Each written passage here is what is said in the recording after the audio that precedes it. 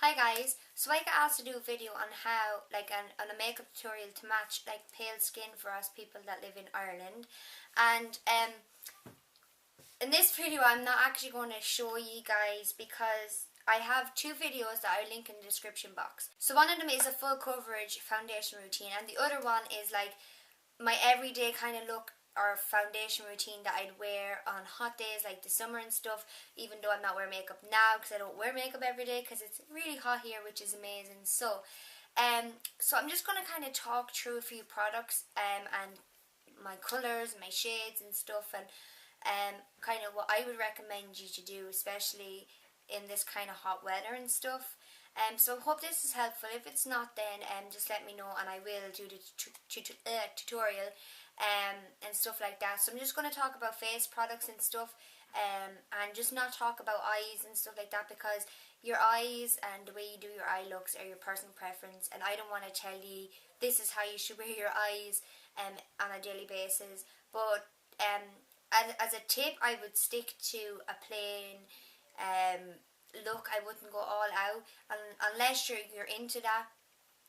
Maybe just pop a bit of brown into the crease, a nice colour on the lid, highlight your inner corner, highlight your brow, stuff like that.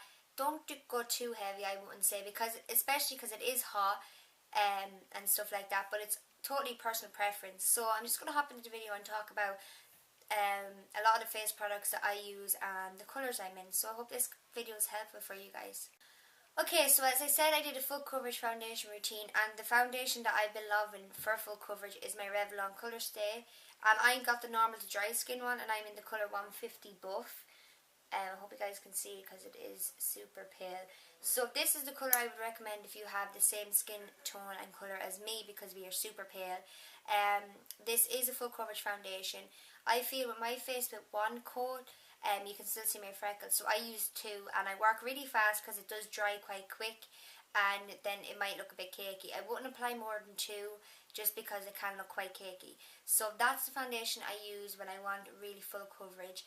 And if I was wearing tan, I'd mix a kind of a darker foundation with it, but because I don't wear tan quite often, I just use this by itself, and it matches my skin tone perfect and stuff like that. So that's the foundation I recommend. It is a bit pricey considering I don't have a lot of Revlon products, but you know, it's worth it, I think. The only thing I don't like about it is there's no pump, so you kind of have to pour it out, so you waste a lot of product.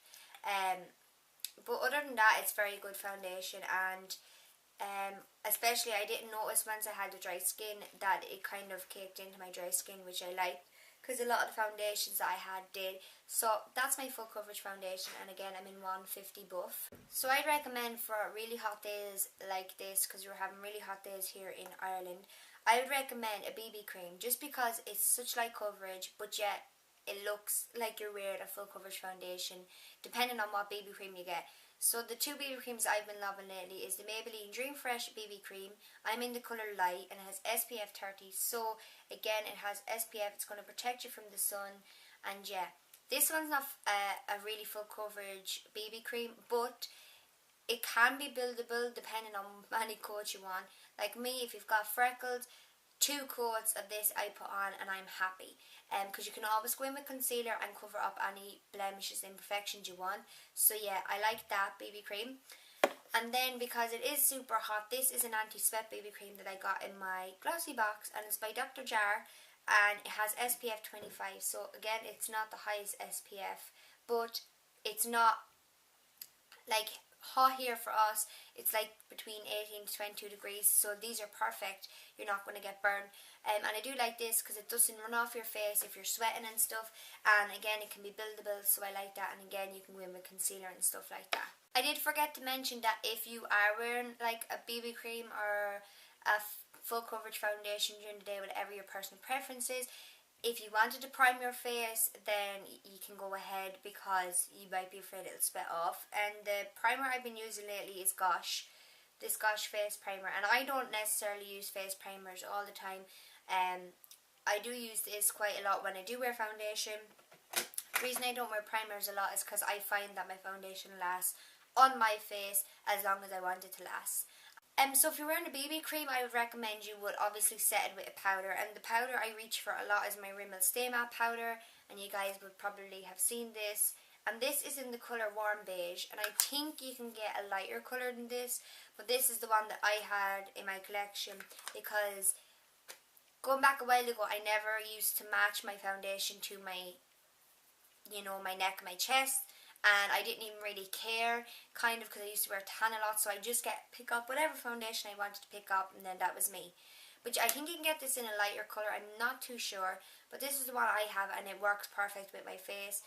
And I love using this with a BB cream because it can kind of give you a bit more coverage, but it doesn't look cakey. I do sometimes use it with my Revlon Colour Stay, but if I was using it sparingly because I don't want my face to be cakey. Just make sure you kind of get the lightest to the second lightest shade. Don't go like 2 or 3 shades darker in your skin tone, because you're going to notice that your face is darker than your neck and chest, if you get me. If you are going to use a full coverage foundation on a day-to-day basis, if that's what your personal preference is, I recommend getting a translucent powder, which is a white powder that it doesn't show any colour in your face. And this is an Essence one. This is the only one that I have, and I do like it. And I would use this more with my Revlon Colour Stay because I don't want my face to be cakey. So that's what I would use. If you're going to use a concealer, I would recommend obviously to get a concealer in the lightest shade or the second lightest shade. Don't go any darker than your normal skin tone, again, because it's just not going to look right in your face. And the reason I recommend getting a lighter shade is because if you want it for your under eyes, it's going to brighten up your under eyes much more. You get a good concealer that's not going to crease under your eyes, and it's going to hide your blemishes. You can also get a highlighting pen, and I have a highlighting pen here from Catrice that I use quite a lot.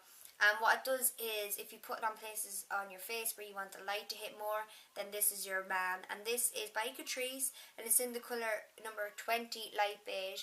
Again, I don't think this is the lightest colour, but it works for me. And it has the brush applicator, so you just twist the bottom and the product comes up. I do like this. This is good, but it's not good for hiding blemishes, and it's not good for concealing. It's just, I'd put this, like I'd use a concealer under my eye, pat it in, and then I would apply this and pat it in. So my personal preference for blushes is pinky blushes, or you could use like coral blushes, not too intense blushes, especially because you've got such pale skin. So I reach for my 2 Essence ones a lot. One's Baroque, which is a bummer, and this is number 10 Adorable. So I can't really open it and show you, but it's just a nice pinky colour, and they are very pigmented as well.